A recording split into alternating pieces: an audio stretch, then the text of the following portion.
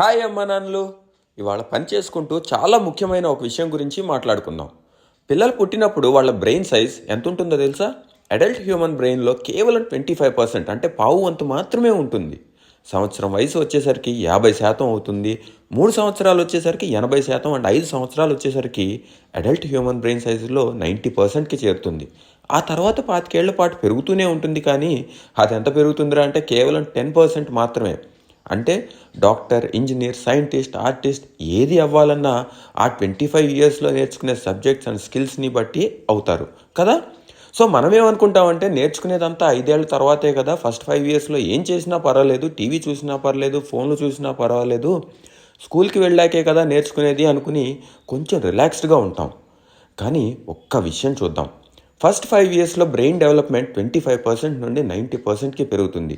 మరి ఆ సమయంలో ఏం జరుగుతుంది? పెద్ద అయ్యాక వాళ్ళు సాధించే విజయాలకు, నేర్చుకునే స్కిల్స్కి ఫస్ట్ 5 ఇయర్స్కి ఏంటి సంబంధం అంటే, ఫస్ట్ 5 ఇయర్స్లో తర్వాత 25 ఇయర్స్లో నేర్చుకునే స్కిల్స్కి కావాల్సిన క్వాలిటీస్ అనే పునాదులు వాళ్ళ బ్రెయిన్లో హార్డ్వేర్ అయిపోతూ ఉంటాయి. తర్వాత వీడియోలో అసలు ఈ క్వాలిటీస్ ఏంటి, how they help our kids in learning new skills and become who they want to be in their life అన్నది చూద్దాం.